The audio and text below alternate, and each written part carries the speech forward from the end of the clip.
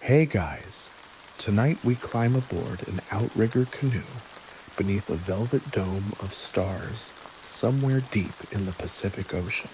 There's no GPS, no compass, not even a crude map carved in bark. All you have are the stars above the swells beneath and a kind of memory that lives in your bones more than in your head. This is the world of the Polynesian Navigator, where celestial bodies aren't just admired, they're obeyed. You're not sailing under the stars tonight. You're sailing with them. And don't worry, this won't be a quiz. But spoiler, you probably won't survive this journey unless you can tell the difference between a westerly swell and one that's just sulking from the southeast. So before you get comfortable, take a moment to like the video and subscribe, but only if you genuinely enjoy what I do here. And if you're still awake enough, post your location and local time down in the comments. I love seeing where everyone's drifting off from. Now dim the lights, maybe turn on a fan for that soft background hum, and let's ease into tonight's journey together. You rest one hand on the side of the canoe as it slides silently across inky black water. You're far from any city or even any island, so far that the stars aren't twinkling, they're blazing. Whole galaxies are visible tonight. The canoe creaks softly under your feet, and the mast sways like a sleeping giant's breath. You squint upward. There's Orion tilted on his side. There's the Southern Cross, crisp and confident. But your teacher, he doesn't point at those. He taps the air and murmurs names you don't recognize. The shark, the canoe, the octopus. These are constellations that never made it into your school books. Constellations made by people who lived and died by their accuracy. You feel oddly honored that they're letting you see them now. You scan the waterline. The sea is dark, but not empty. It flickers with reflections of starlight, tiny moving mirrors. You're told to watch how they shift, how they gather, and stretch and blur. A trained eye can read them like a manuscript. You are not that trained eye, yet. Beside you, your navigator hums. It's a low, rhythmic tune, part lullaby, part mnemonic device. You realize he's naming stars in order. You don't understand the words, but you get the point. This isn't just observation. This is ceremony. A breeze stirs your hair, warm, salt-laced. Your tongue tastes the air without asking. The canoe tips slightly and you adjust instinctively. Already your body is learning, even if your mind lags behind. You're told to close your eyes. At first you think you're being pranked, but then you begin to feel the direction. The canoe doesn't move randomly. It pulses forward with each lift of the swell. You feel that pulse like a heartbeat in the hull, and you start to guess. Not left, not right, forward, still forward. This is your introduction. No charts, no sextant, just sensation. The stars, yes, but also the breath of the sea, the movement of wind, the faint scent of distant coral. Polynesian navigators used them all. It's overwhelming, sure, but also oddly comforting, like realizing the ocean isn't empty at all, just full of languages you're learning to speak. There's a historical fact drifting into focus now. In the absence of metal tools, paper maps, or written script, Polynesian cultures transmitted thousands of miles worth of navigational knowledge entirely through oral tradition. That might sound fragile to us, but those chants and mental star compasses worked for over 1,000 years. Some fringe scholars have even suggested that Polynesian navigators reached the Americas long before Columbus, a theory still hotly debated. The evidence: chicken bones. Yes, really. The presence of Polynesian-style chickens in South America has sparked furious academic squawking, but nothing conclusive. Historians still argue whether those voyages happened or whether chickens just got really lost. You yawn without meaning to. The canoe rocks gently. The stars above seem to nod in approval. You wonder what it must have felt like to grow up in this world, to inherit the ocean as both map and legacy. Your navigator shifts beside you and mutters a soft reminder the stars are moving, not just overhead, but in you. Because navigation, you're told, isn't something you memorize. It's something you become. You sit cross-legged in the center of the canoe, fingers resting on the smoothed edges of a hull that smells faintly of saltfish oil and sun-dried wood. The water around you shimmers like melted obsidian, a mirror to the heavens above. But the stars aren't just there to admire. They're arranged in a very particular way, like guideposts set out across the vast ceiling of the world. Tonight, you're introduced to the star compass, not a tool you hold, but one you imagine. You're told to picture the horizon as a full circle, like a clock. In this system, east isn't that way. It's a precise slice of sky, where certain stars rise and others fall. The same with west, north, and south. But that's just the beginning. The full circle is divided into houses, about 32 in total, each representing a rising point of a known star. That's how direction is measured, not with degrees, but with where stars enter and exit the ocean. You trace your finger slowly around the air, as if sketching the sky's edges. Your navigator corrects you gently. The star compass isn't drawn in the air, it's mapped inside you. This concept, internalizing celestial coordinates, is core to traditional Polynesian navigation. It's not about memorizing data. It's about becoming oriented physically and spiritually. The navigator sits eyes level with the horizon and tracks the positions where stars appear. Each star has a rising and setting house.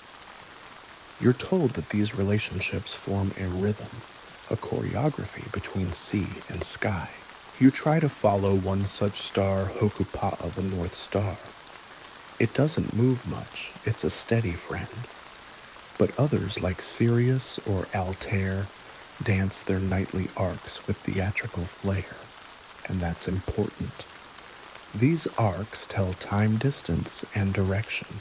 Don't stare too hard, your navigator whispers. You'll forget to feel. You smirk, because that sounds like advice your high school chemistry teacher might have offered during exams. Still, it works. You blink, breathe, and let the light of the stars wash over you. With time patterns emerge, not just in the sky, but in your own thoughts. It's like learning to hum a song in a language you don't yet speak. At first, it's mimicry. Later, it's fluency. Fun fact: one Polynesian technique involves focusing on a single star and timing how long it takes to cross the sky from one house to the next. Combined with experience how fast your canoe usually goes in specific winds and swells, it gives you a rough estimate of how far you've traveled, like a cosmic odometer. Historians still debate the exact mathematical accuracy of this method. Some argue it was a kind of rough celestial dead reckoning. Others insist it was deeply intuitive and more precise than early European attempts with compasses. The truth, as usual, probably floats somewhere in between. There's a fringe story your navigator tells as the canoe drifts of a boy who memorized the entire star compass, by chanting the names of stars in the order they rose. He'd whisper them in his sleep. Eventually, his dreams helped steer real voyages. He became a master navigator before he'd grown a beard, or so the tale goes. You lie back now, cradled by the canoe's wooden frame, and let your vision blur. The stars above pulse gently in the corners of your eyes. Their glow flickers with the movement of water, just as it did for your ancestors. You begin to get it, not just intellectually, but in your bones. The sky is a map, but only if you trust it. The horizon is a clock, but only if you slow down enough to read it.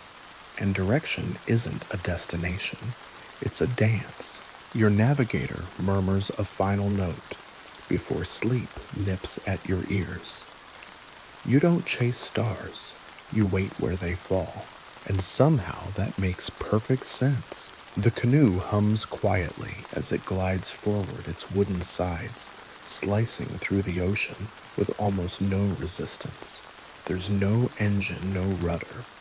You feel like you're drifting, but you're not. Every pulse beneath your feet, every ripple against your ankle, is part of a conversation with the sea. And tonight, the sea is generous. You're learning now about something that seems impossible to modern ears, navigating by waves. The stars may guide you above, but the swells tell you what's happening below and around. Polynesian navigators read the ocean's surface not as chaos, but as a layered script. The water moves in consistent directions, driven by long-distance winds and currents. These are your highways. You stretch out your legs and let your body sway naturally with the canoe. At first, it just feels like gentle rocking. Then if you quiet your brain enough, you begin to detect differences. One wave lifts you higher than another. One comes from a slightly different angle. One hits the bow, and one nudges the stern. It's subtle, like feeling a shift in heartbeat. These swells your navigator tells you are called Kawelawele and Moana. Some are local winds. Some come from storms 1,000 miles away. The most experienced navigators can identify and remember multiple swells at once. They describe them like old friends. This one's the western swell. It's been with us since sunrise. Or that short bump, just the reef's breath. Ignore it. You don't ignore it. You try to feel everything. Here comes the fun part some navigators navigate with their butts. Really. They sit cross-legged or on their knees and use the sensation of movement through their hips and thighs to detect shifts in current or swell direction. It's sometimes called backside navigation, and while it may sound funny, it's incredibly effective. The human body becomes the compass. There's even a fringe account, though, hard to verify, of a blind navigator who could detect landfall by how the swells changed character as he approached different island chains. He couldn't see the stars, but he could feel how the water changed its song. Historians still argue whether wave-based navigation was a primary system or a backup when skies were cloudy. Some say it's more poetic than practical. Others believe modern sailors underestimate it, simply because they don't trust their own bodies anymore. You lean forward now, letting your palm skim the surface of the water. It's warm, then cool, then warm again. Was that a current boundary, a whisper from an unseen island? You don't know yet, but you're learning to ask those questions. In a moment of pure stillness, you close your eyes. Without vision, you become a listener. You hear the difference in wave height, the splash of a stray fish nearby, the groan of rope, the breath of your navigator behind you. You feel your inner ear tilt slightly as the canoe climbs one swell, dips, and steadies. A hand rests gently on your shoulder. That was a good one, he says. You smile. You have no idea what he's referring to, but you appreciate the encouragement. Fun fact: Polynesian double-hulled canoes were often more stable than European ships of the same era, making them perfect for detecting subtle wave patterns. Their very construction invited a more sensitive, embodied navigation style. No iron, no wheels, just lashings, curved wood, and centuries of inherited sea sense. Your guide taps a spot on the hull. This canoe remembers more than I do, he mutters. Then he chuckles. She's smarter than both of us combined. You pat the wood like it's a dog, half joking, but part of you believes it. You're starting to understand. The navigator doesn't force the journey. He listens it into being. He rides the logic of stars and the rhythm of swells until direction becomes obvious, not shouted, whispered. The canoe rises, tips gently left, then smooths. The ocean has spoken. A sharp cry cuts through the night. You jerk upright, heart thumping until you realize it's just a bird. A long, lilting screech overhead, followed by the rhythmic flapping of wings. Then another closer this time. You look up, half expecting to see a spectral albatross glowing under the moonlight. Instead, it's a pair of frigate birds slicing silently through the humid air. Your navigator doesn't look up. He just nods. They're headed home. Home. The word hangs in the air heavier than you expected, because if they're going home, it means home is nearby, and that in turn means land. Tonight, you learn the art of bird path navigation. During long voyages, Polynesian navigators would observe bird flight patterns, especially at dawn and dusk, to infer the direction and distance to islands. Certain seabirds, like the manuoku white tern and the noddy, have specific habits. They fly out to sea in the morning to feed, then return to land in the evening. If you see them flying in a straight, purposeful line toward the horizon, during twilight odds, or they're heading somewhere solid, you shift in your seat and crane your neck. The birds veer west, wings stretched like bows drawn taut, not wandering, navigating, and now so are you. Fun fact: some voyaging canoes even carried birds on board, yes, like feathered GPS units. If the crew suspected they were near land, but weren't sure, they'd release a bird and watch its path. If it circled aimlessly, no dice. If it flew in one direction, without hesitation, they'd follow. You ask your navigator if birds ever got confused. He laughs. Only the ones raised by people. You're not sure if he's being literal or philosophical, but either way, it makes you smile. There's an old story he tells next about a young navigator who followed a single bird for 3 days. Each night, it disappeared. Each morning, it reappeared, flying from the same place. On the third day, the clouds cleared, and he saw a low smudge on the horizon. It wasn't land, not yet, but the signs were there, a scent in the air, a change in swell, a gathering of birds. He trusted the pattern. He found the island. Or, your guide shrugs, maybe the bird was just lost. Historians still argue about the reliability of bird path methods. Some claim the distances birds fly aren't long enough for true ocean navigation. Others point to centuries of oral tradition, which preserve not just the method, but the attitude of trust. Maybe birds aren't always precise, but in an ocean where every clue matters, they're a piece of the puzzle. You begin to realize just how layered Polynesian wayfinding truly is. Stars, waves, birds, wind, clouds. Smell each offers a different voice, and the navigator's job is to listen to all of them at once, without letting any single one drown out the others. You wonder what that kind of perception does to a person over time. You suspect it makes them quieter, calmer, more attuned. The canoe dips again. Another bird swoops low, close enough for you to hear the rustle of feathers. Watch your guide whispers. You do. The bird glides west, then it climbs. Then just before vanishing into the darkness, it flutters twice. You don't know what that means, yet. But he does. You turn back to the sky, the stars like cold fires watching silently. You've noticed now, navigating with birds isn't a backup plan. It's part of the living, breathing dance between ocean and sky.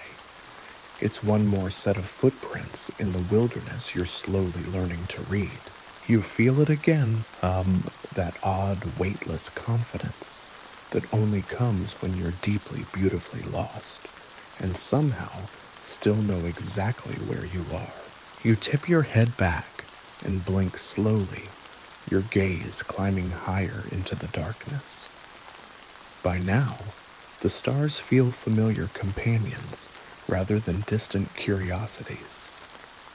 But tonight, your navigator turns your attention to a different kind of constellation, the ones that never made it onto European charts. The shark, the canoe, the turtles, the octopus.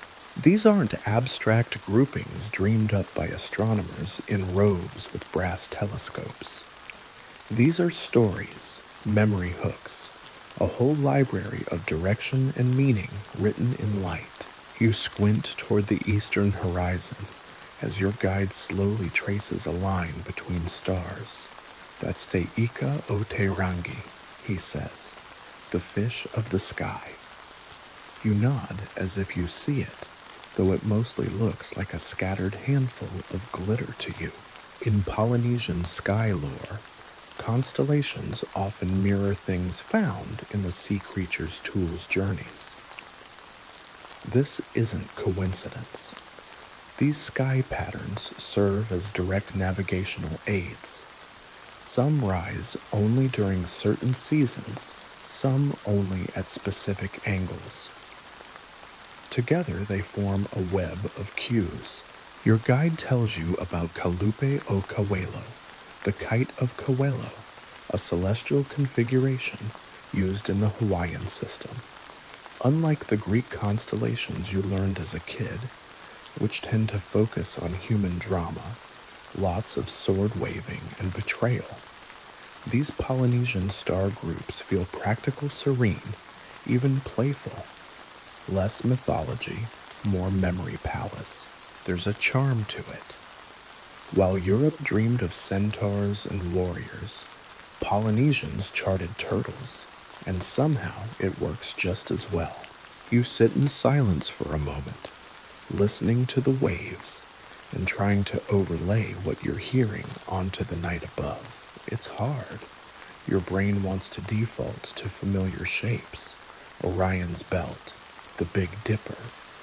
But you're slowly retraining your eyes to see differently, not just the shapes, but the meanings.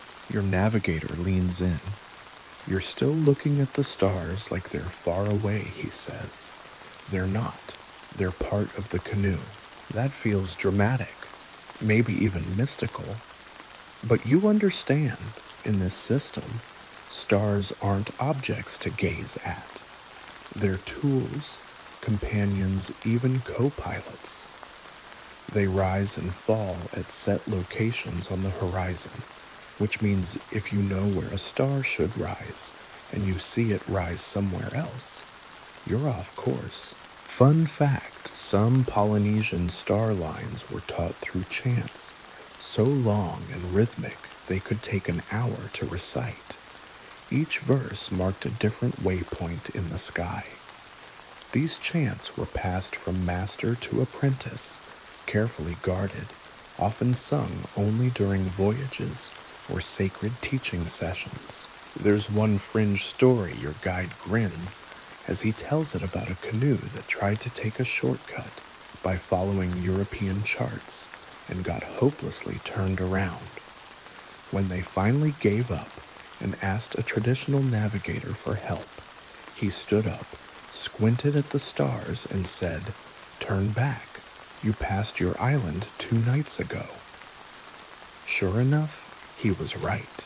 Historians still argue how scientific these star constellations were. Some claim they were symbolic, more poetry than precision. Others, especially modern voyagers aboard revived Polynesian canoes like the Hokulesa, have demonstrated that these star paths are shockingly accurate if you know what to look for. You exhale slowly and lean back again. The night sky stretches above you, a vast twinkling code you're slowly beginning to decipher. Not all at once and not perfectly, but that's okay. You start to see the turtle. Its shell is crooked. One leg is too long, but it's there. You see it because someone told you it was there, and because now you want to see it. That's how this knowledge survives, not through textbooks, but through trust. The sky shifts slightly. You blink. A new star crests the horizon. Someone somewhere named it centuries ago, and now it's yours too. You curl your fingers against the deck, feeling the cool slick of night moisture, and listen as your navigator begins humming again, low, rhythmic, steady. Not quite a song, not quite a chant. It's a memory disguised as melody, and it carries a name, Tavaka. Tonight's lesson isn't from the sky. It's from the people who built the canoes that sailed under it. You're told the tale of Tavaka the canoe builder, a legendary figure in Polynesian lore, somewhere between a master craftsman and a seafaring sage. He wasn't a navigator exactly, but without him, no voyage could happen. His hands shaped the very vessel you now float upon. The story goes that Tavaka could listen to a tree before he cut it down. He'd sit beside it for hours, sometimes days, waiting for the tree to tell him whether it was ready. That might sound poetic, but it was deeply practical. Only specific trees, often breadfruit koa or tamanu, had the grain strength and spirit to survive the open ocean. You glance at the smooth arc of the canoe's side and wonder what it once looked like rooted in a forest. It's hard to imagine this graceful shape as a swaying leafy giant. And yet the transformation was slow, respectful, and exacting. The logs were split-soaked, carved with stone tools, then lashed, not nailed into form. Fun fact, traditional Polynesian canoes used sennit lashings woven coconut fiber cords rather than metal fasteners. These lashings weren't just strong, they flexed. They allowed the canoe to move with the waves instead of fighting them, reducing stress on the hull. This principle of give and go made these canoes far more durable than their stiff Western counterparts. Your navigator taps the lashings near your feet. Stronger than glue, he mutters, then adds with a grin, and tastes better too. You resist the urge to chew it. Tavaka's role didn't end when the canoe was finished. He often traveled with the first voyage, not to guide the stars, but to make sure the canoe was behaving. He'd watch how it creaked, how it turned, how it sat in the water. He might even talk to it. And in this world, that's not strange. The canoe isn't just transport, it's kin. It's named blessed and treated with the same reverence you'd show an elder. Before setting off, food was offered to it. Prayers were chanted. Sometimes navigators would whisper to the hull at night, asking for its protection. There's a fringe tale your guide leans in conspiratorially about a canoe that refused to go east. No matter how they paddled or trimmed the sails, it kept veering back west. They finally realized that they hadn't properly honored the tree it was made from. After a long apology, the canoe straightened out. Coincidence maybe, but nobody argued. Historians still debate the historicity of Tavaka. Was he a real man, a composite of many builders, or just a symbolic stand-in for an entire tradition of craftsmanship and spiritual practice? No one agrees, but every island group has a version of him proof enough, perhaps, that his legacy floats on. The navigator's humming slows. The canoe rocks gently. You realize something. Everything about this system navigation construction lore is built on relationships. Between tree and tool, between hull and water, between star and story. Nothing is isolated. Nothing stands alone. You touch the side of the canoe again, this time more gently. It's just wood, yes, but also it's not. It's memory. It's mathematics wrapped in myth. It's survival sung into shape. You close your eyes. The waves murmur below. The stars hum above.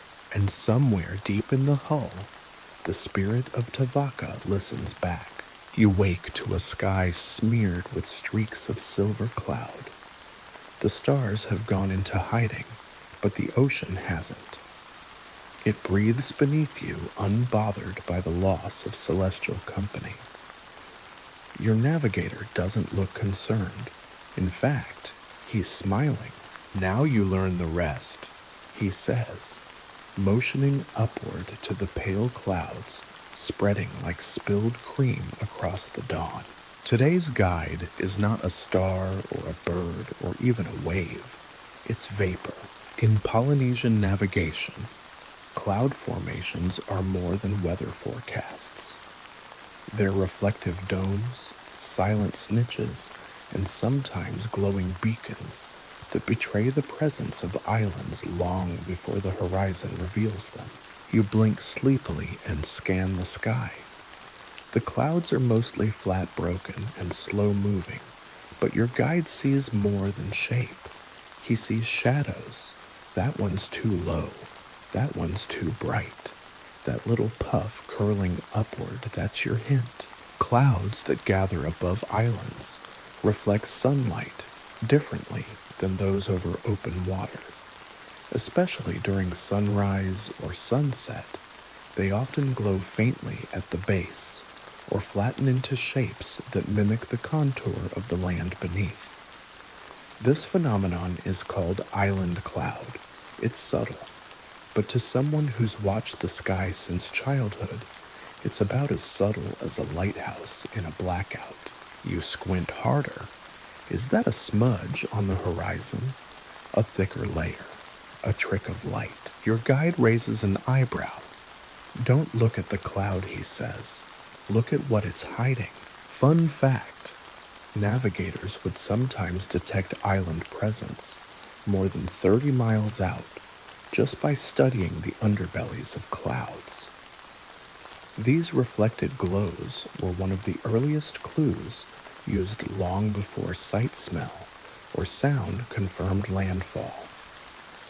It's the oceanic version of seeing headlights before the car arrives.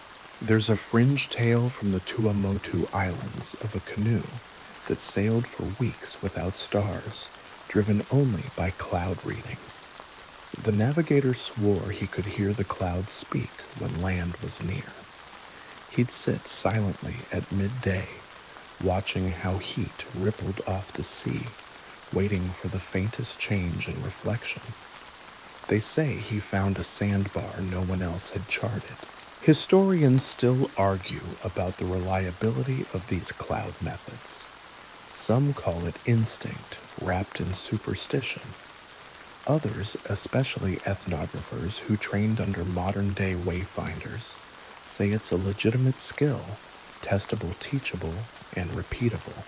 You lean back on the canoe's cool deck and watch the sky try to make up its mind. The clouds are thin near the horizon, but thicker to the northwest. They sit lower, a little brighter. You might have missed it an hour ago. Now you're not so sure. Your navigator smiles but says nothing. You're learning something vital. This isn't a system of proof. It's a system of trust.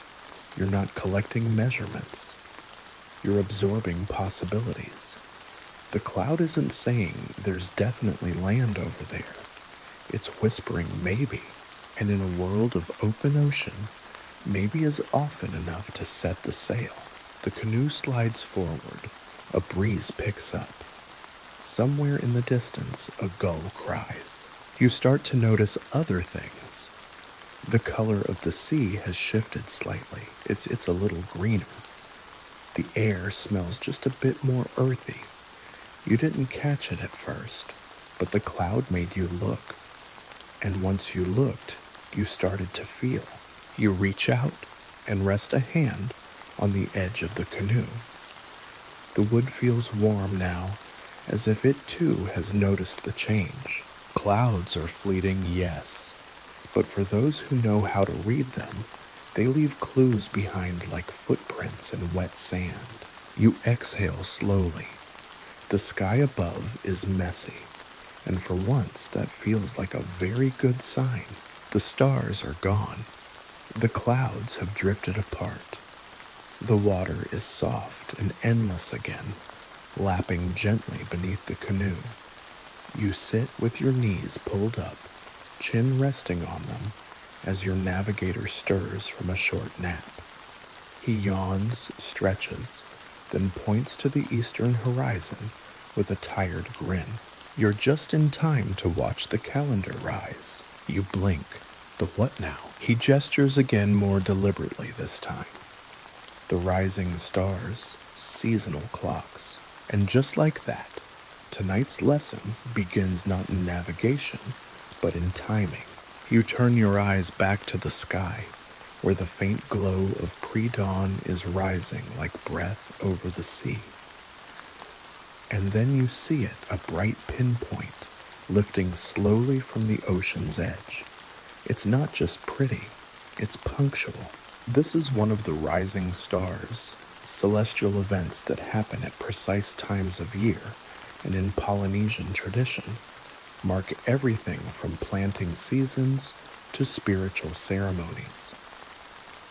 In many Pacific cultures, the heliacal rising of specific stars, especially Sirius or the Pleiades cluster, signals the beginning of a new year.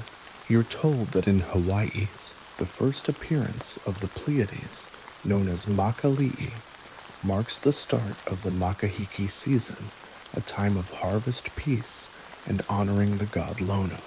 No war, no work, just rest, feasting, and sport. A season dictated not by the weather, but by the stars. You ask how they know exactly when it rises.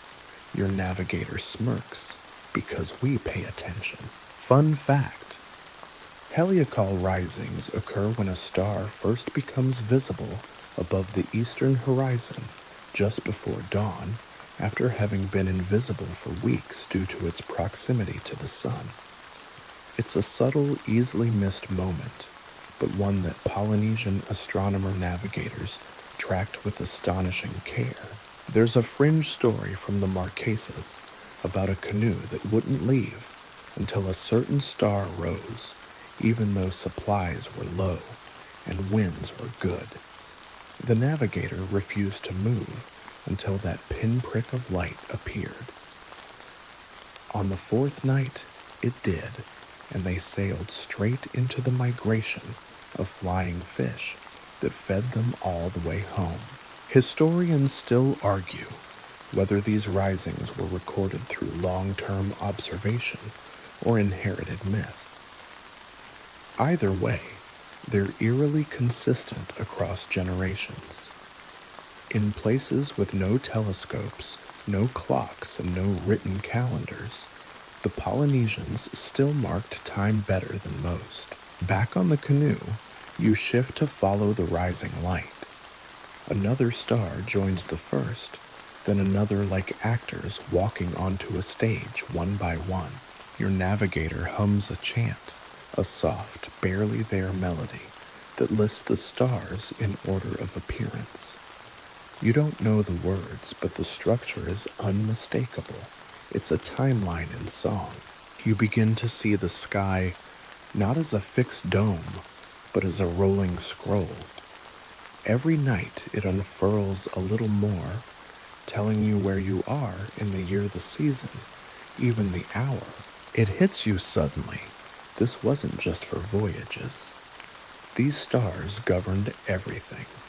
When to fish, when to plant taro, when to honor ancestors, when to stay put. The ocean might have taught movement, but the sky taught rhythm. The rising stars continue their slow parade. You watch in silence. One of them, you're told, is used to mark the best month for breadfruit harvests. Another warns of incoming northern swells.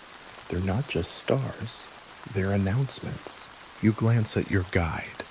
He's not looking at the sky anymore. He's watching you. You saw it, he says. You nod. You don't have to explain what. You're beginning to understand that for all the complexity of Polynesian navigation, it's rooted in something simple: paying attention, watching, listening, trusting the old cues passed down in chants and hums, in the glint of starlight at just the right hour. And somewhere between the breath of the waves and the whisper of the rising stars, you find something like peace. You hear it before you see it, a low roar so distant it sounds more like a thought than a sound tickles your ears. You sit up, peering into the dim space where sky and sea blur together. There's no land in sight, no ships, no flocks of returning birds, just that sound, growing. Your navigator raises a hand palm outward. Shh, he says, though neither of you were speaking. Listen to the reef. You squint into the nothingness. A reef. There's no visible land, no crashing waves, just that distant, pulsing hiss. But to a trained ear, that soft rumble is a siren call. It's the ocean announcing an obstacle, or perhaps a welcome, depends on how much food and water you've got. Tonight's lesson is navigation by sound. In a world of open ocean, one of the most reliable signs of nearby land is the sound of waves breaking over a shallow reef. The deeper the ocean, the quieter the world. But reefs, especially fringing reefs around islands, make noise. Real noise. Low, repetitive, unmistakable, if you know what you're listening for. You tilt your head. There it is again. Not just one sound, but many a crash, a fizz, a soft rebound of water against coral. A signature. Different islands. Different songs, your guide says. This one's singing, "Stay Right." You ask if the canoe will hit it. He grins. Only if you want to get famous posthumously. Fun fact. Experienced Polynesian navigators could determine the distance and even approximate direction of land simply by lying still in the canoe and listening for the distinctive acoustics of surf on reef. Some could do this in fog. Others could hear reefs from more than 15 miles away when the wind was just right. There's a fringe tale from the Society Islands about a canoe that found a lost atoll, not by sight, but by a peculiar echo in the surf's rhythm. They said it laughed different. They followed the laugh and discovered a crescent-shaped reef no one had visited in a generation. Historians still argue about the range and accuracy of reef sound detection. Modern sonar might outclass the human ear in theory, but on an empty ocean in the still of night, with no competing noise, human hearing is surprisingly sharp. You lower yourself flat against the canoe's smooth deck. Close your eyes. Try to tune in. At first, it's just the usual ambient hush, but then, yes, you hear it. Not just one roar, but two. One steady one, irregular like overlapping breaths. One's farther north, the other slightly west. It's like triangulation, but softer. You open your eyes and look at your navigator. He's already adjusting the sail, shifting the direction ever so slightly. You wonder aloud if modern boats still listen for reefs. He snorts. Modern boats plug in and fall asleep. Fair. You begin to understand how layered this method is. Stars give you the way. Birds confirm it. Waves suggest it. Clouds whisper it. But sound proves it. And then, like a final blessing, you catch a faint smell, earthy, briny lush. The scent of wet stone or growing things. It doesn't last. It flickers like a memory. But it's real. The reef is near. The island is close. The ocean is speaking, and for once you're not just listening. You're hearing. Your knees ache a little from kneeling so long, but you hardly notice. The canoe glides forward with a quiet rhythm, and the stars, those always watchful eyes, have returned for their nightly shift. The horizon is clean. The wind is gentle. But tonight's direction doesn't come from the sky. It comes from a voice. Your navigator isn't talking to you.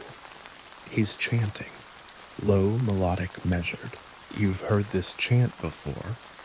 Fragments of it muttered under his breath, hummed in rhythm to the canoe's sway. But now, under a vault of stars, he sings it with his full voice. You sit still and listen. It's a star line. Each line of the chant names a star, then its house where it rises on the horizon, then another and another. It goes on and on like a lullaby that also happens to be a travel itinerary. You realize with a bit of awe that this chant is the map.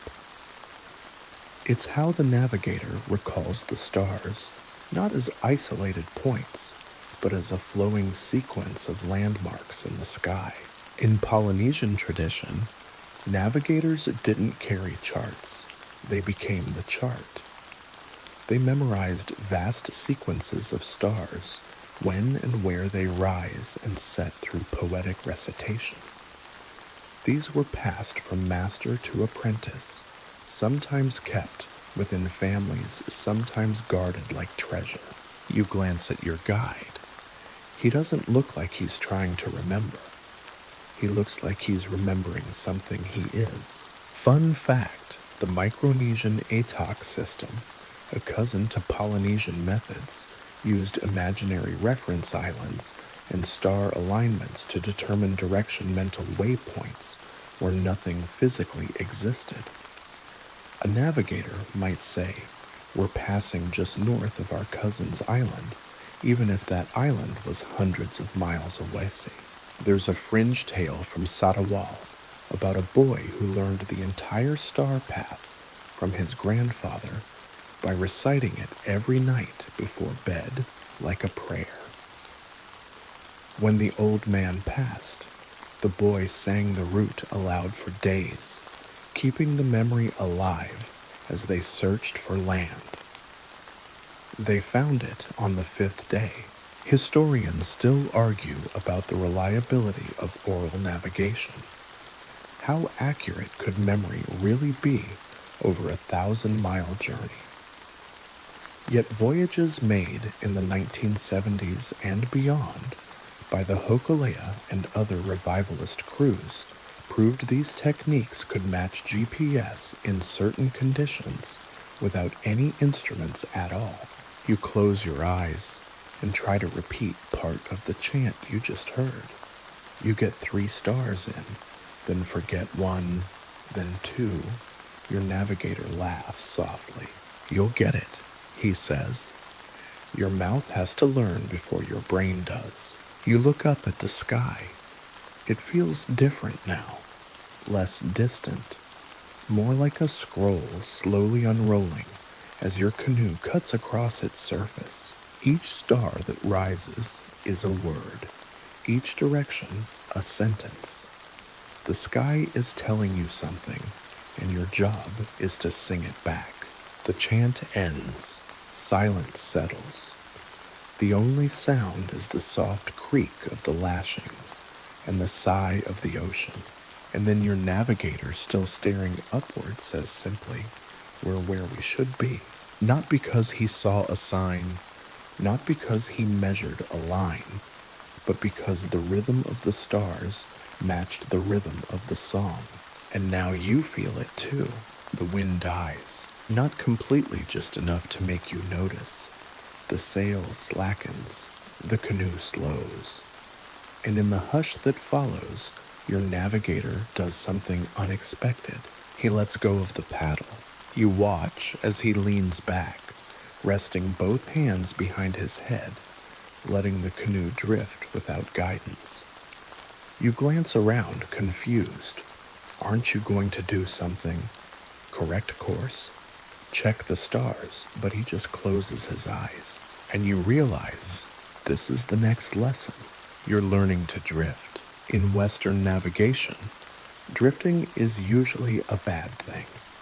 It means being off course at the mercy of wind or current. But in Polynesian wayfinding, drifting is sometimes deliberate, a way to let the canoe and your body speak to the ocean in stillness.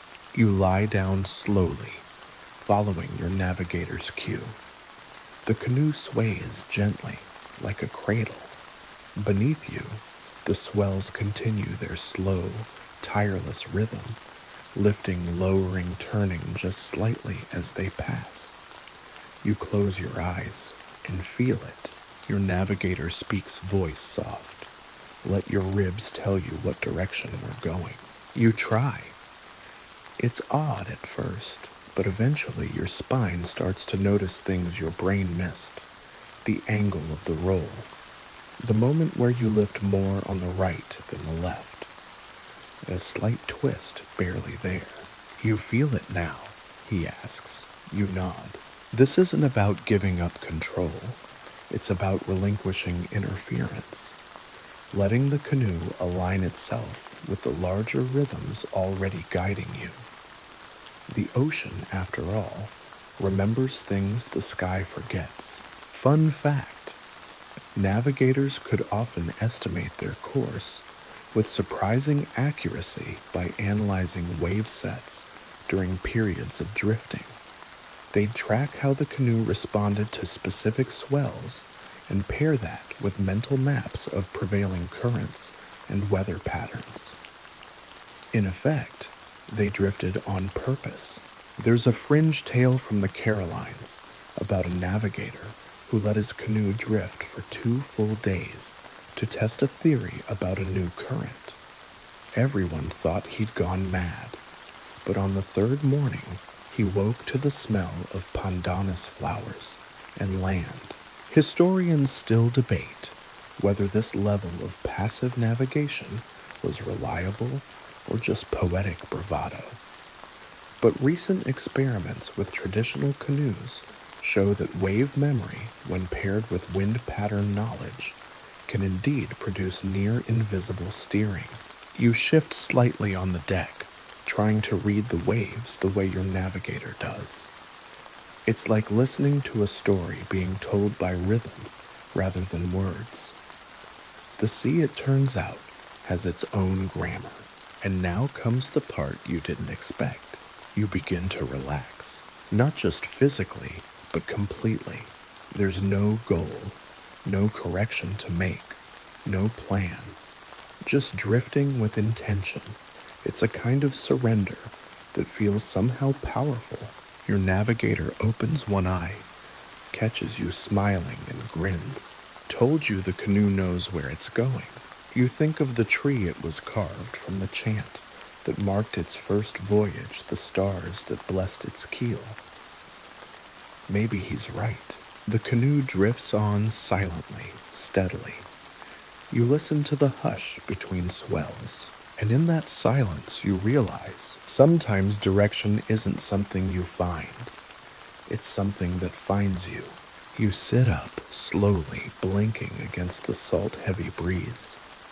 The canoe is still moving barely, but your body feels like it knows exactly where you are, even if your eyes don't. There's a sense of orientation that has nothing to do with visibility. Your navigator hands you something unexpected, a small bundle wrapped in tapa cloth. You open it to find sea salt, bird droppings, bits of crushed leaves. You raise an eyebrow. Tonight, he says we navigate with our nose. You snort, thinking he's joking. He is, but also isn't. Welcome to the lesson on smell and taste. In the modern world, we've tuned out these senses. But Polynesian navigators learned to pay attention to subtle olfactory changes in the air. As you approach land, especially low-lying islands or atolls, the air picks up hints of vegetation, earth, and sometimes even flowers. These changes are faint but consistent, and it's not just about scent. Sometimes the taste of the sea itself shifts. The salt may become milder, the water slightly warmer or cooler, and even the wind feels denser, like it's carrying more than air. You dip your fingers into the ocean and lick them. Still salty, but maybe a little different. It's hard to tell. Don't think about it, your navigator says. Let your body answer. You close your eyes and breathe in deeply. Something earthy, something green, or maybe you just want there to be. Fun fact. Many navigators could detect the difference between deep ocean and lagoon air based on scent alone. Some claimed they could even tell which type of island they were approaching, volcanic coral or mangrove, based purely on the bouquet of wind. There's a fringe tale from the Tuvalu Islands of a blind elder who sat near the bow during voyages, sniffing the air like a curious dog. He could name the direction of nearby islands before anyone else had seen a single bird or cloud. The wind has roots, he used to say. Historians still debate the legitimacy of scent-based navigation. Some chalk it up to mythologizing, others cite modern sailors who claim to smell land before they see it. In any case, few deny that the Polynesians were astonishingly attuned to their sensory environment. You sniff again. There it is, something almost sweet, like damp stone and overripe fruit. You glance at your navigator, who nods. We're close. And now, with your attention heightened, you start noticing other cues. The temperature of the wind has shifted, fewer cold drafts. From open ocean, more humid breath. Even the color of the clouds feels different. You try to imagine a culture where this kind of perception is not extraordinary, but expected. Children raised to detect the difference in air tone. Young sailors trained to close their eyes and simply breathe in order to find their direction. It's not magic. It's not mysticism. It's deep awareness. Observation as art. You sit back, tuck the tapa cloth bundle into a niche near your foot, and let the new knowledge settle. Navigating by nose might not earn you a science medal, but here in this canoe it earns you trust. A gust of wind brings another burst of scent, this time unmistakable pandanus leaves, the faint tang of fermenting fruit. The island is out there, and your whole body already knows. Rain, it doesn't crash. It appears soft, sudden, like a whispered confession from the sky. A gentle mist at first, then a steady drizzle. You blink upward. The stars disappear swallowed whole. The sea darkens to an even deeper shade of itself. Your navigator doesn't panic. He doesn't even frown. He just pulls a piece of woven matting over his shoulders and shrugs. No stars tonight, he says. So we guess. He's joking mostly. This is the lesson you weren't expecting. How to find your way without the sky. When rain falls in the Pacific night, the stars go silent. The wind shifts. The swell becomes more ambiguous, more difficult to read. But for the traditional Polynesian navigator, this isn't disaster. It's just a new kind of listening.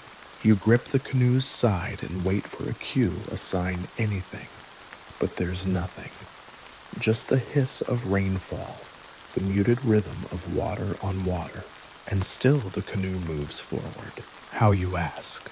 Your navigator tilts his head as if listening to music only he can hear. Feel the direction of the wind on both cheeks, he says. Not just your left or right, both. You turn your face into the rain. The wind brushes your ears at an angle, slight, consistent. Now listen to the swell beneath your belly. That's harder, but with time you catch it.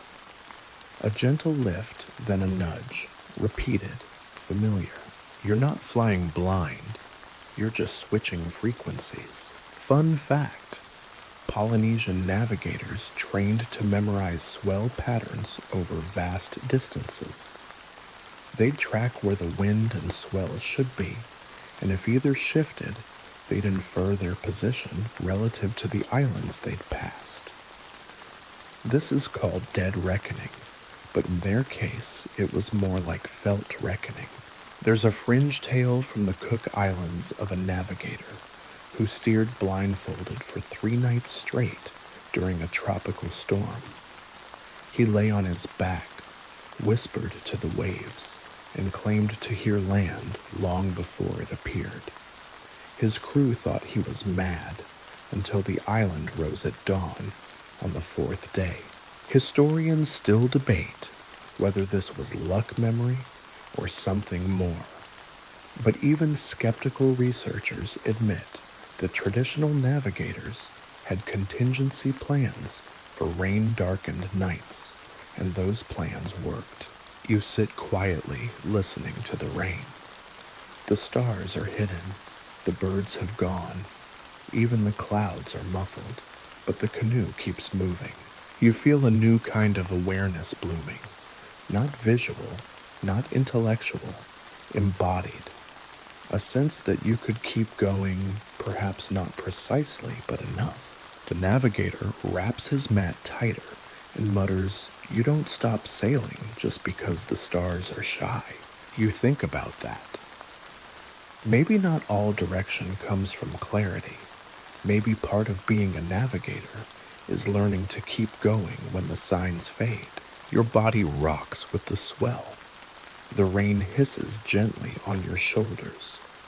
You look around and see nothing, and still you know exactly where you are, because you never stopped moving. The rain lifts with no fanfare, just a slow fading of the hiss, like a whisper trailing off mid-sentence. You blink into the darkness. The clouds linger ghost-like and low, but patches of stars begin to peek through like shy dancers behind a curtain. Your navigator doesn't rush to resume steering. Instead, he tells you a story. Once, he says there was a canoe that never went straight. You raise an eyebrow. It veered east, always east, no matter what. This is the story of the lopsided canoe. It was built well enough carved from a sturdy tamanu tree, lashed by expert hands. But once in the water, it behaved strangely. When aimed due north, it curved northeast. When pointed west, it arced northwest. The hull was perfect, the rigging sound, but still the canoe insisted on its own logic. At first, the crew tried to fight it, adjusting the sail, oversteering, arguing with the wind. But then came an elder navigator who said, "Let it drift. Let it teach you." They stopped fighting. Let the canoe lean into its favorite direction. They watched what it chose to do when unbothered. Over days, the veer became predictable, mathematical even. The canoe was telling them something, not broken, just biased. They named it Tama Haurua, child of the east wind, and from then on, they adjusted their own expectations rather than forcing the canoe to comply. Fun fact: Polynesian navigators treated each canoe as having its own temperament. Some ran fast, but unstable. Some steady, but slow. Some preferred certain swells. These quirks were memorized and accounted for in planning. There was no expectation of perfection, only of partnership. There's a fringe tale from Samoa about a canoe that could only make certain turns under a full moon. No one could prove it, but no one dared test it otherwise either. Its navigator was once asked why he tolerated such behavior. He shrugged and said, "Would you argue with your grandmother about how she walks?" Historians still argue how much of this was myth, how much was mechanical, and how much was respectful metaphor. But for traditional wayfinders, the canoe was not inert. It was responsive, alive, a teammate. You glance down at the deck beneath you. It's damp and worn smooth by years of voyages, each knot in the wood like a scar or freckle. You feel grateful somehow to be carried by something that's allowed to have a personality. The navigator leans over, taps the side of the hull, and murmurs something in a language you don't know. A greeting, a thank you, a warning. You don't ask. It feels private. The stars above have fully returned now, crisp and bright, and you watch the canoe respond to their light, not turning toward them exactly, but turning within the current, responding to a blend of forces, celestial, oceanic, and deeply personal. Maybe the lesson here isn't about correcting your path. Maybe it's about learning the nature of what's carrying you and working with it. You sit back, letting the breeze push your hair around your cheeks. The canoe glides forward, veering just a little to the east, and you smile because it's not a mistake. It's just how this one dances. The stars glimmer above you, like embers frozen mid-flicker. The ocean is calm again, as if the earlier rain was a dream you dreamed in someone else's canoe. Your navigator, quiet for a long while, suddenly gestures upward. There he says softly, "Our cross." You look up and see it 4 sharp points, like a kite angled just enough to feel off-kilter. The Southern Cross. To Polynesian navigators, crux, as Western charts call it, is more than a pretty sight. It's an anchor, a southern pole marker, a constant in a sky that never stops moving.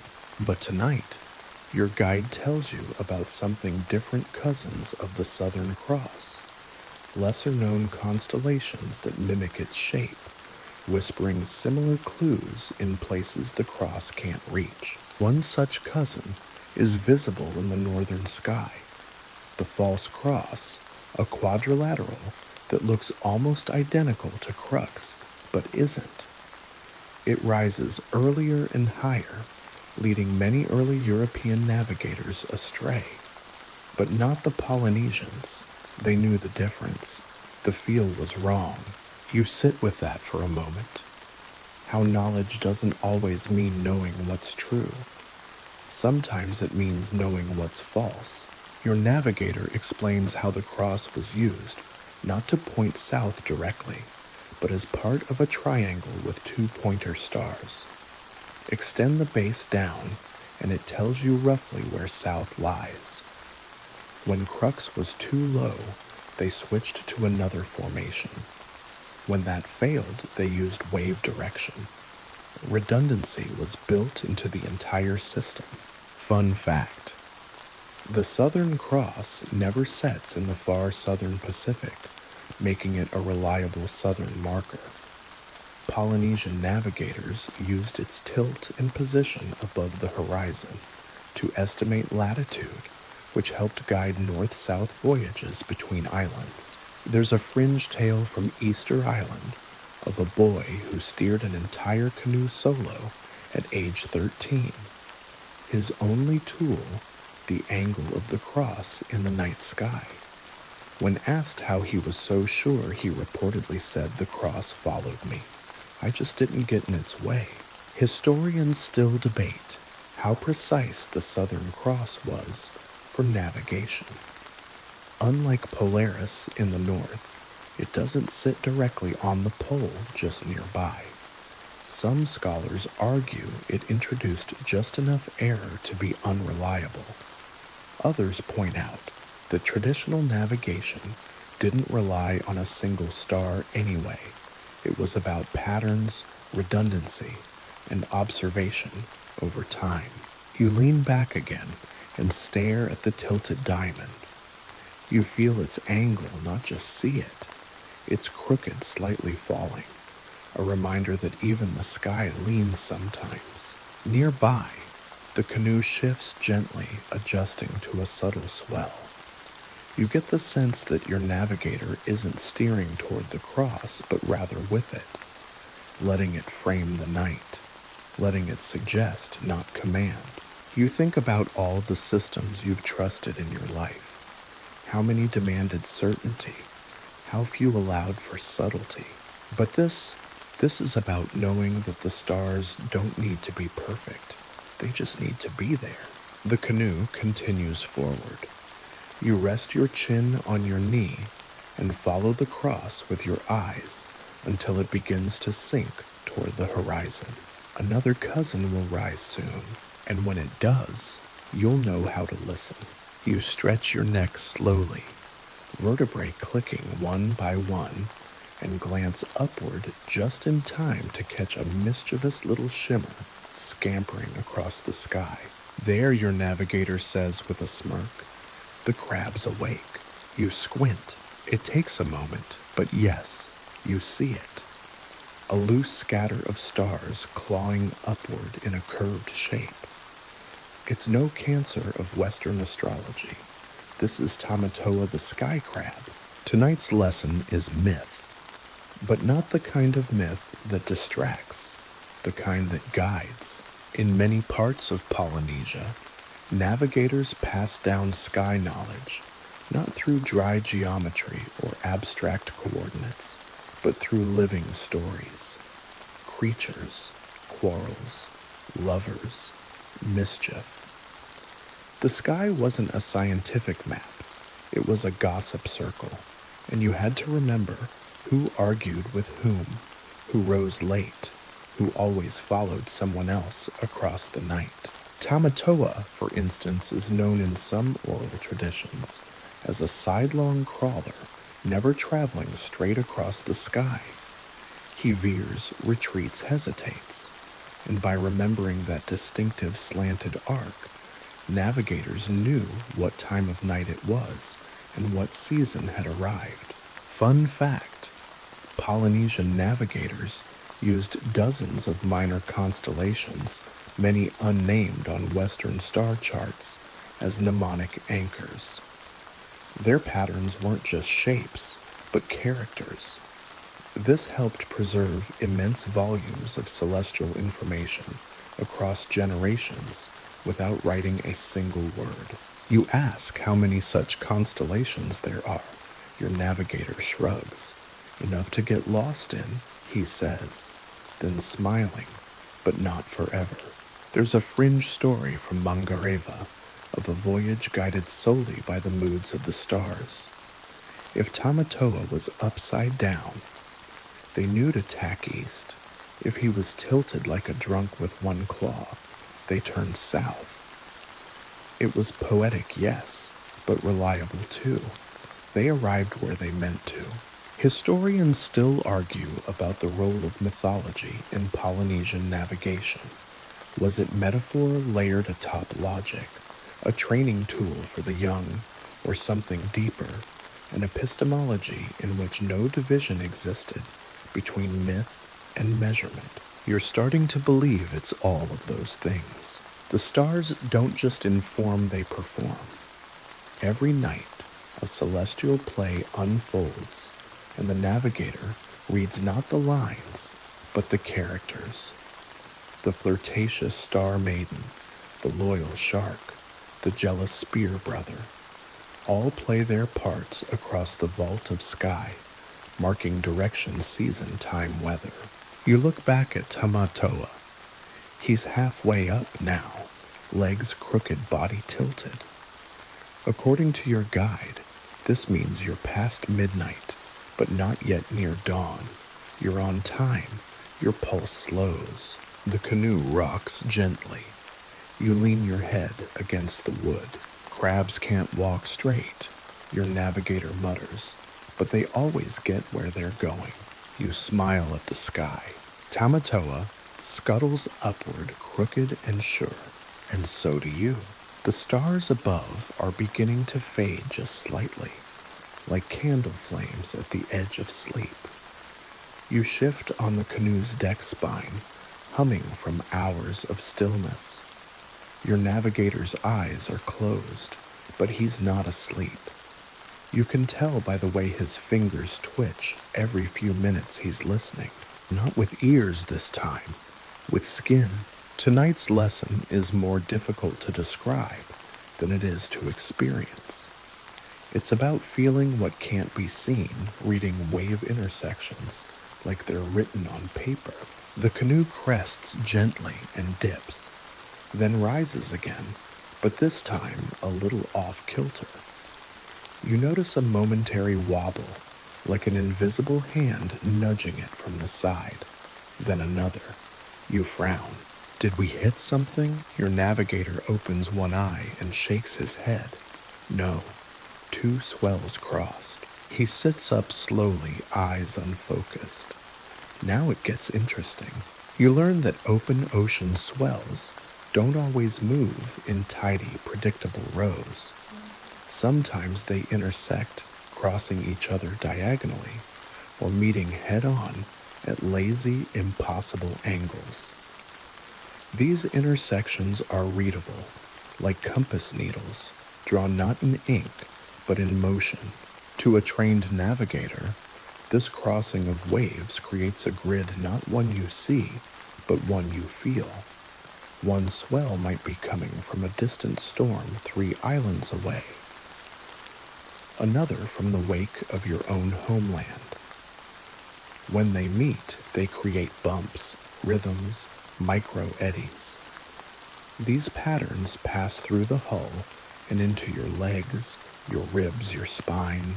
Fun fact: on traditional voyages, experienced wayfinders could lie flat on their backs and describe the angle and intensity of intersecting swells just by the way their hips lifted or how the water slapped the sides of the hull. Some could even name the origin of certain swells by how heavy or tight they felt. There's a fringe tale from Kiribati of a man who refused to look at the stars. He only navigated by swell. He claimed the ocean told cleaner truths than the sky. And indeed, his canoe never failed, though others claimed he must have been part fish. Historians still puzzle. over how reliable this technique really was. While some dismiss it as impractical, others, especially those who've spent time on replica canoes, report the sensations are real and learnable. It's just that most of us have forgotten how to feel at that depth. You lie back eyes on the sky, letting the canoe become your classroom. At first, it's just rocking, but soon you notice differences. One swell lifts you slowly like a breath inhaled. Another comes faster, sharper, more impatient. The moments when they overlap your body feels like it tilts diagonally, just for a second, like riding a lazy staircase underwater. There your navigator says, "Feel that." You nod, unsure. That's our left swell crossing under a new east push. We're entering a channel between them. You blink. A channel. You look at the sea, but there's no change, just black water and starlight. But then you feel it. A new rhythm. A new beat in the dance. The canoe picks up speed slightly, as though it's found a groove, a seam in the sea that's gently tugging it forward. That's how you ride an intersection, he says. Don't force it. Let it choose you. You stare upward, awed by the idea that you're riding two invisible highways that just happened to cross here tonight, beneath a sky too old to count. Your navigator reclines again, sighing with satisfaction. If the stars forget where they're going, he mutters the ocean will remember. You close your eyes and let the waves draw lines across your dreams. You wake with the faint sense that something has shifted, not in the sky, not in the sea, but in you. The canoe is still sailing smoothly, the air thick with salt and early dawn coolness. But something's different. You glance at your navigator. He's not at the sail. He's not checking the stars or watching birds. He's lying on his side eyes, half-open head resting on a folded mat. He's napping. This is the next lesson, and maybe the strangest yet navigators who sleep with one eye open. You hesitate to interrupt, but he waves a hand lazily. You have to sleep sometime, he mutters. Just not all the way. You're not sure if he's joking. Turns out, traditional Polynesian wayfinders practiced something we'd now call segmented sleep, or what your navigator refers to as body napping. They didn't sleep through the night in neat 8-hour chunks. Instead, they dozed in brief stretches, often lying flat on the canoe, with their eyes open or half closed, keeping awareness alive even in rest. It's a bit like how cats sleep, or old warriors, or in this case, someone who knows the stars might vanish under a cloud at any moment. You lie back and try it. At first, your brain resists.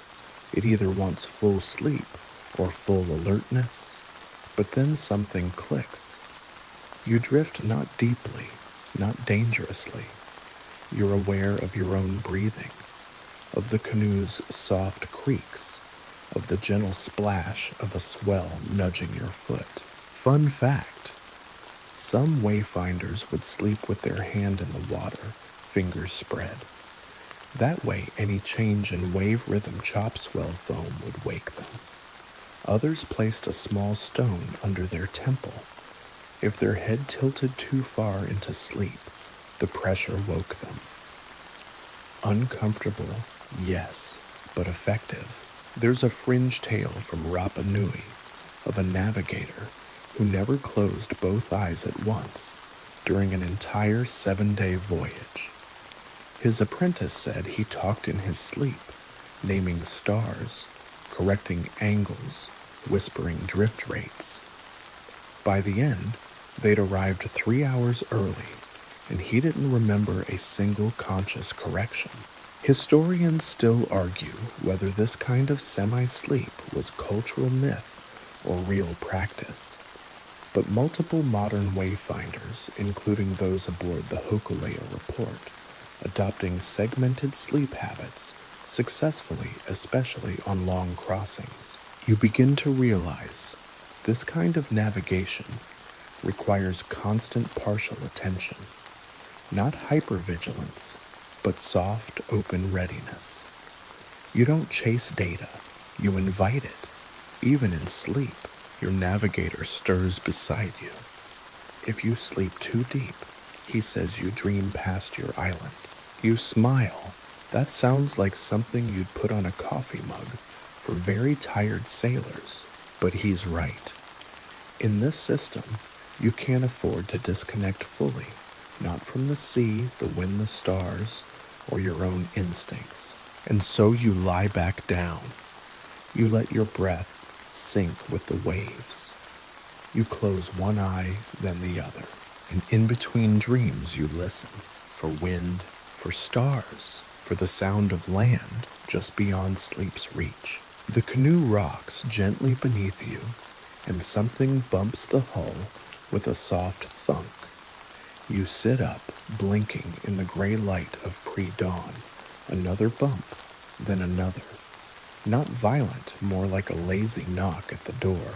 Your navigator grins. They're saying hello. You lean over the edge expecting fish, but instead, you see driftwood small pieces first, then a knotted clump of seaweed, and eventually a coconut, a whole perfectly round coconut, floating belly up beside your canoe. You reach for it, but your navigator shakes his head. Leave it. It's a message, not a snack.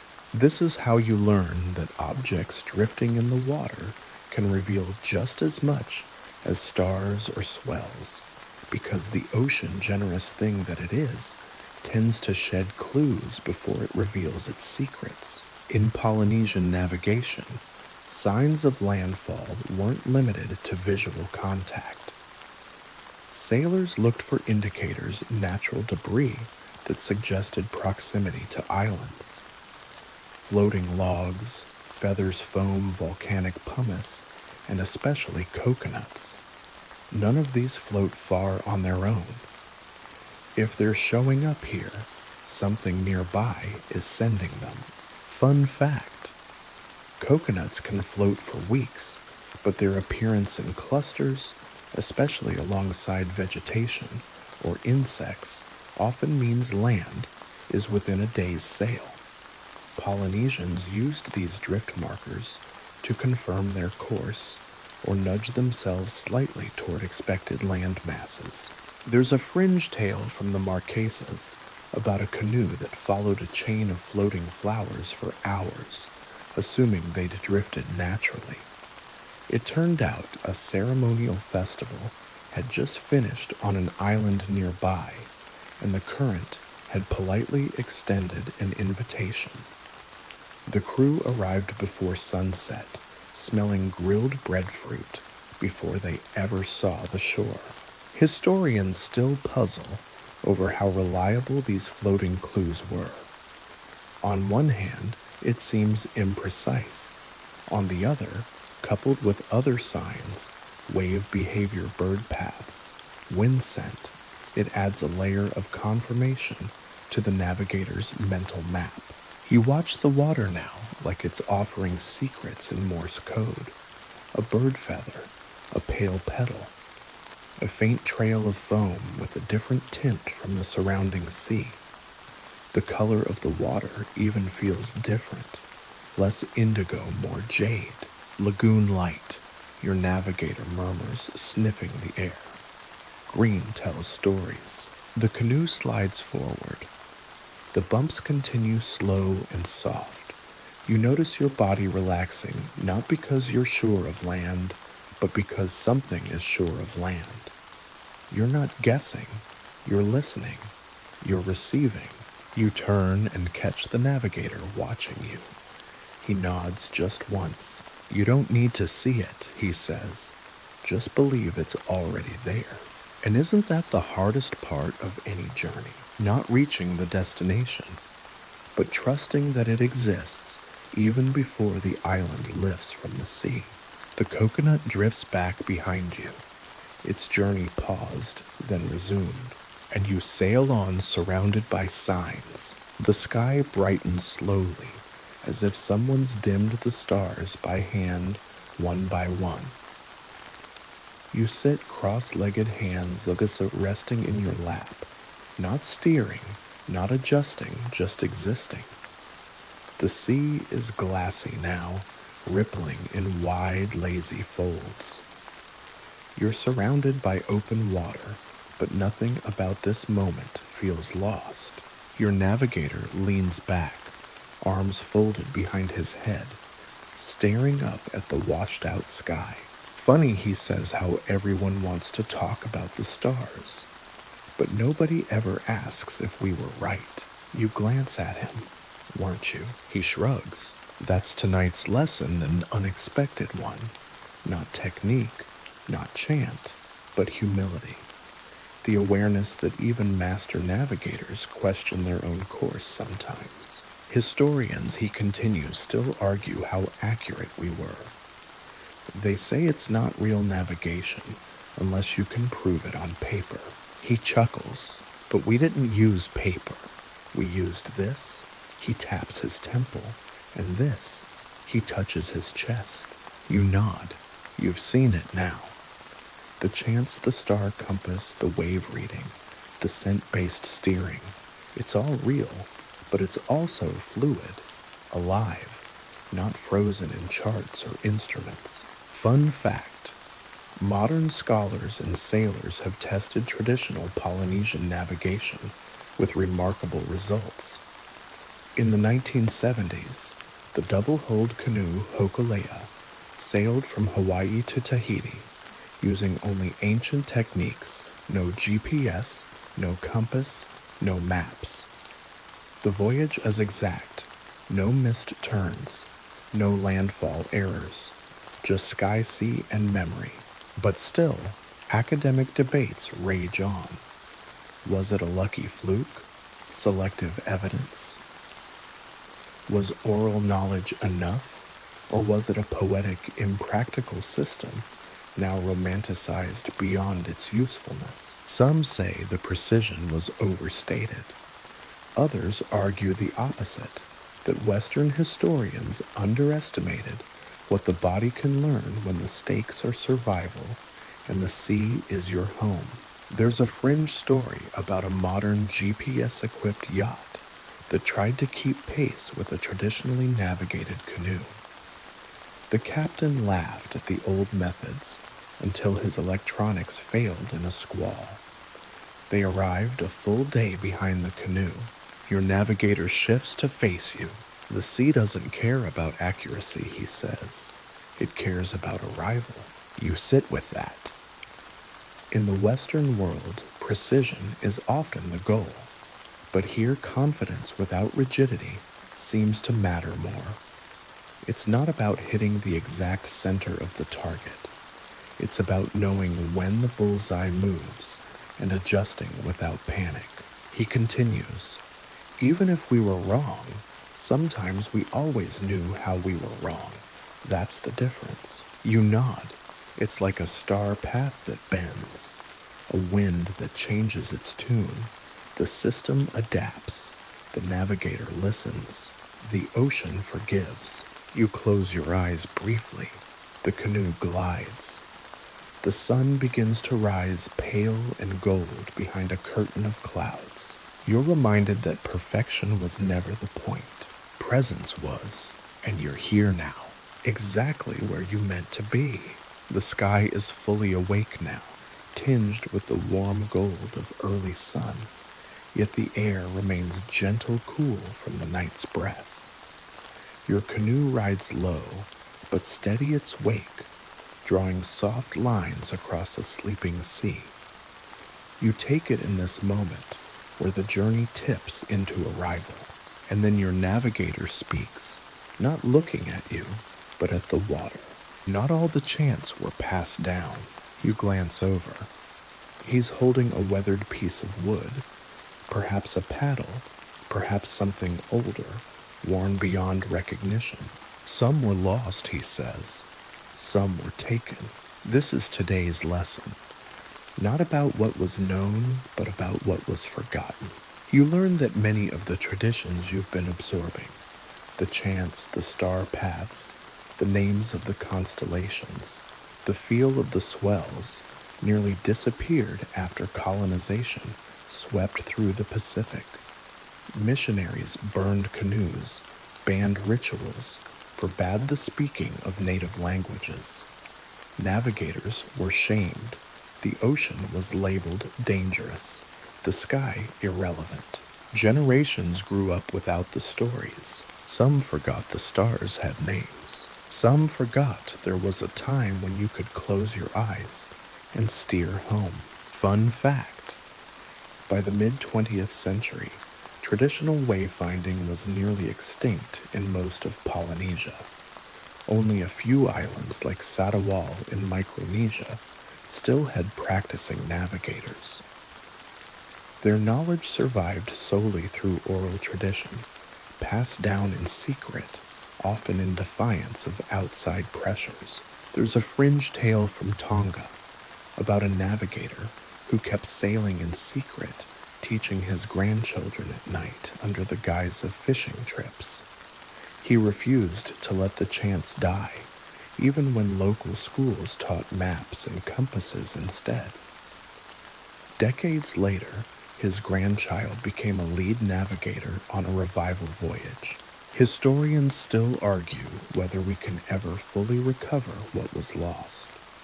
Reconstruction is complex, part memory, part guesswork, part imagination. Some criticize revivalist voyaging as romanticized. Others argue it's more important than ever, not just as heritage, but as a living practice. Your navigator runs his hand over the deck eyes unfocused. This canoe, he says, is made of remembered things, and a few things we had to make up again. And you realize something vital preservation isn't just about keeping knowledge exactly as it was. It's about carrying its spirit forward, adapting without erasing, reviving without pretending nothing changed. The wind shifts. You feel it lightly against your face, soft, uncertain, like a question. Even forgetting is part of the journey, your guide murmurs, because it teaches you to listen harder when you remember. You sit quietly with that. Not everything survived. Some chants will never be sung again. Some stars will go unnamed, some rhythms unremembered, but enough remains to sail. And maybe, just maybe, you're part of the remembering now. The light on the water shifts again brighter now, with flashes of silver where the sun hits wave crests just right. You shade your eyes. On the horizon, something moves. At first it looks like a cloud, then a line, then a smudge that refuses to disappear. The navigator smiles. You're about to meet your future. Tonight's story is not about the past. It's about the revival, the return of the voyaging canoe. You learn about the Hokulea, a double-hulled vessel born in Hawaii in 1975, built in the image of ancient Polynesian canoes. Not as a museum piece, not as a prop, but as a challenge to centuries of amnesia. The mission sailed to Tahiti, using nothing but traditional wayfinding. No GPS, no compass, no sextant. Just stars, wind waves, birds, and trust. They found a navigator, Mau Piailug, a master from Satawal, one of the last trained in pre-contact techniques.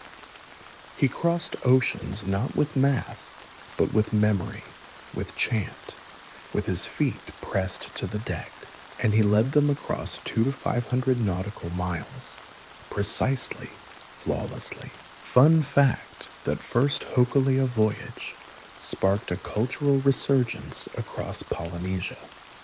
Traditional canoes were built again. Navigation schools reopened. Young people began learning chants once whispered in secrecy. Pride returned not as nostalgia, but as movement.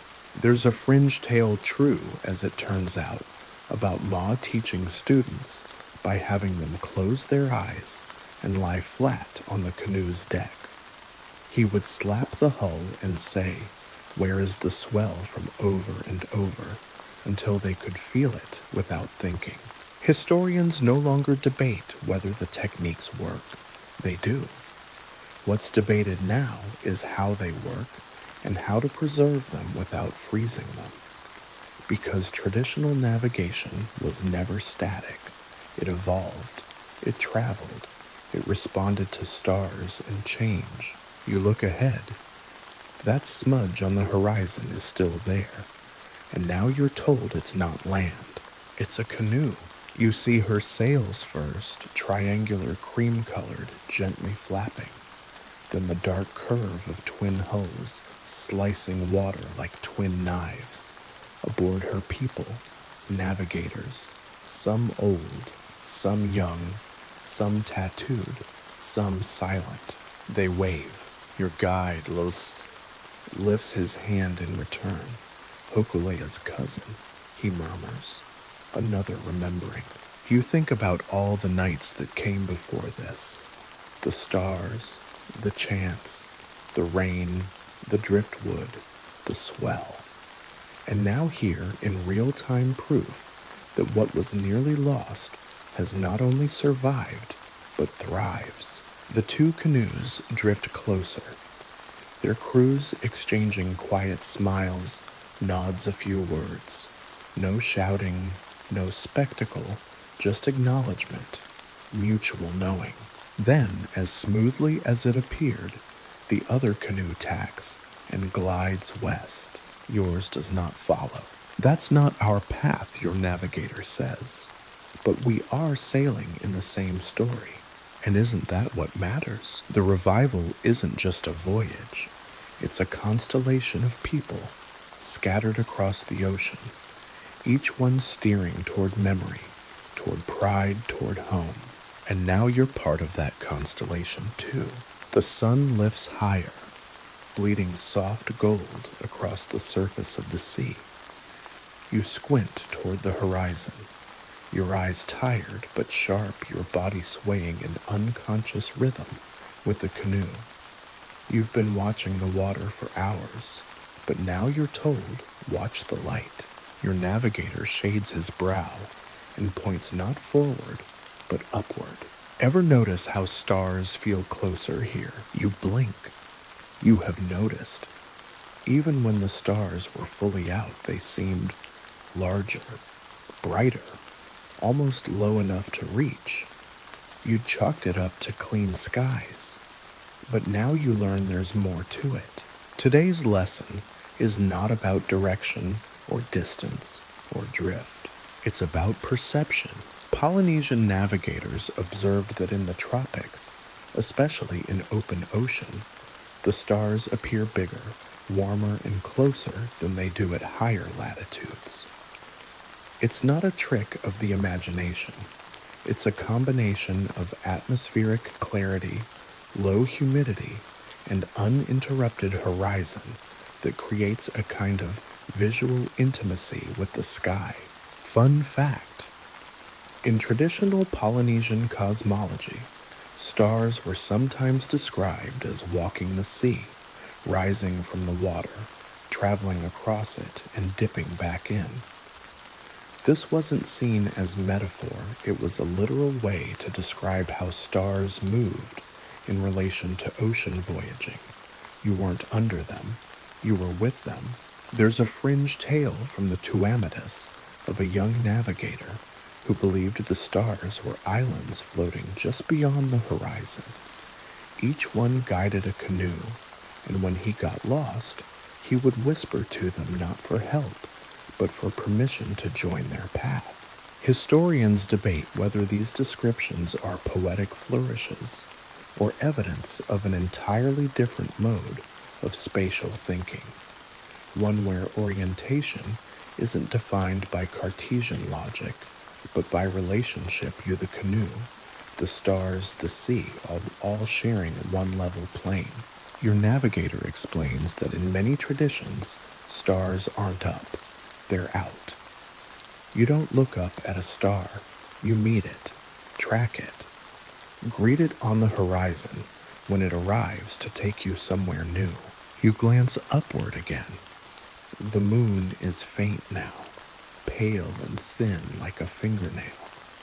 Behind it, the ghost of a constellation still lingers. You try to remember its name. Don't worry, your navigator says gently. You'll forget, then remember again. That's how this works. And you realize something traditional navigation isn't just science. It's experience. It's training your body to notice when the light shifts by 1 degree. It's learning to trust that the way the stars feel can be just as important as where they are. You begin to see why the sky feels closer.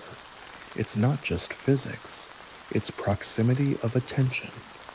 You've been looking long enough, hard enough, quietly enough, that it now leans in too. You and the stars are not separated by distance. You're separated by memory, and you're catching up. The canoe sways gently. The sun slips higher, and overhead, even in daylight, you remember the stars. The sun climbs higher, chasing shadows from the canoe's deck, but your eyes remain fixed on the fading edges of sky, where blue meets the last breath of night. Your navigator sits still, chin resting on his palm, watching nothing in particular. You're ready for stories now, he says. The kind that don't point north, but keep you company on the way. Tonight's lesson isn't technical. It doesn't tell you how to find land. It doesn't correct your course, but it does something just as essential. It reminds you why you sail in the first place. He begins voice low, unhurried.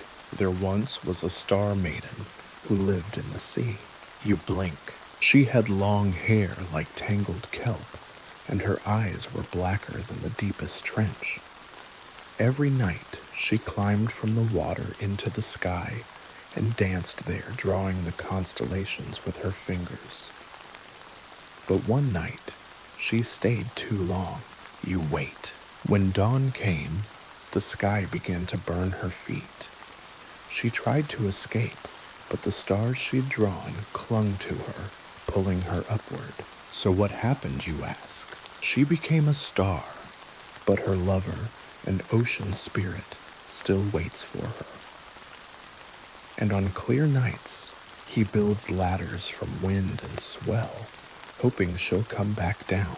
You smile, caught off guard by the softness of it. This is the quiet map of Polynesian navigation myth, woven into memory. These stories weren't just for children. They were mnemonic, metaphoric, multi-layered. They made lonely nights easier.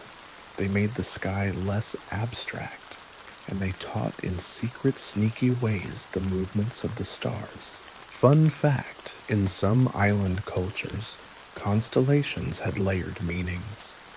A group of stars might represent a canoe and a family lineage and the timing of mango season.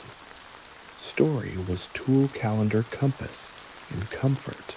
There's a fringe tale from Fiji of a constellation known only by its song. The stars didn't have names, just notes in a melody. When sung correctly, the song lined up with each star's rise and set. One line told of heartbreak, another of harvest. Each verse marked a place in the sky, a moment on the sea. Historians struggle with this blend of myth and astronomy. Some call it confusion, blurring science with folklore. But you're beginning to understand. The stories are the science. They are memory-made, breathable, retellable, livable. Your navigator reaches into a woven pouch and pulls out a tiny carved figure, smoothed by time, etched with curves like waves. "This is her," he says, "the Star Maiden." He places it in your palm. It's warm from his hand. "Keep it," he says, "not for direction, for orientation." You don't ask the difference. You feel it. The canoe creaks gently. The waves flicker silver. Above, the sky is empty now, but you know better. She's still dancing, and so are you. The island rises like a breath, not all at once. It reveals itself in stages, as if shy from being watched. First, a pale smear of cloud that refuses to move, then a sliver of green, then unmistakably a ridge, a curve, a beach. You don't gasp, you don't cheer. You just feel it, like someone softly placed a warm hand on your shoulder. Land. Your navigator exhales, but doesn't smile. Not yet. He just nods like a teacher watching a student reach the answer on their own. This moment, the lifting of the island from sea, is not a surprise. You knew it was coming. The signs had built slowly. The birds the color of the water, the scent on the wind, the stories in the stars. Still, it feels like magic. You, the canoe, and the sky's final whisper, he murmurs. That's what this is. You blink back at the horizon. The island grows clearer. Trees, a rocky edge, a flicker of white sand in a shallow bay. You think about the ancestors, how many times they made this same approach. How many arrivals were earned not by technology, but by trust. Fun fact, traditional Polynesian arrivals weren't triumphant, they were respectful. As the island approached, or as the canoe approached it, chants would be sung, gifts were prepared, the canoe itself was thanked. Landfall was sacred, not a finish line, but a reunion. There's a fringe story told on Aotearoa about a canoe that stopped just offshore for 2 full days before landing. The navigator said they had to wait for the island's permission. When asked what that looked like, he simply replied, "The breeze will turn sweet." Your navigator closes his eyes now, and you realize you don't need him to explain anymore. You can feel it too. The swell beneath you has changed, softer, shallower. The smell is vivid, like rain on bark like stone that's been asleep for 1,000 years. The light hits the waves differently, bouncing with a turquoise shimmer. You're not just seeing land, you're returning to it. And now comes the quietest lesson of all. You are not a passenger. You are a navigator. Maybe you don't know all the stars by name.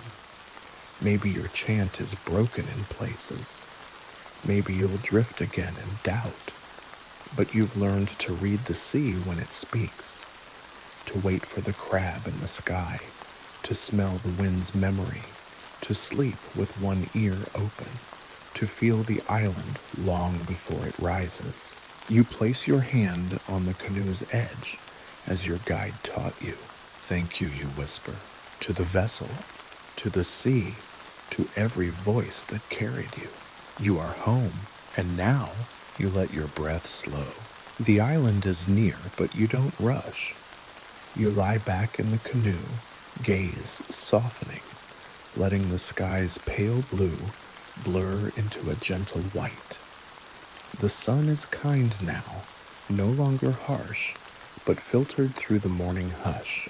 Your body still sways with the rhythm of the voyage, not quite on land, not quite adrift, somewhere beautifully in between. You remember the stars the way they walked the horizon, like old friends. You remember the birds, their cries folded into the sound of your own heartbeat. You remember the swell beneath your spine, steady and slow like the rocking of a cradle. You remember the chants, the crab in the sky, the songs of scent and sound, and most of all, you remember the stillness, the vast breathing ocean that taught you to listen, to pause, to notice. Even now, your muscles hold that memory. The way your hands learned to feel for current. The way your chest opened with each horizon. You're not sailing anymore, but a part of you still is. You're drifting gently in that space where water meets light, where direction isn't about destination, but about awareness, where the ocean doesn't push or pull, but simply holds you. So breathe. Let go. Let the canoe glide softly in your imagination. And when your eyes close tonight, may the stars you remember rise again slowly, surely sweetly, just as they always have.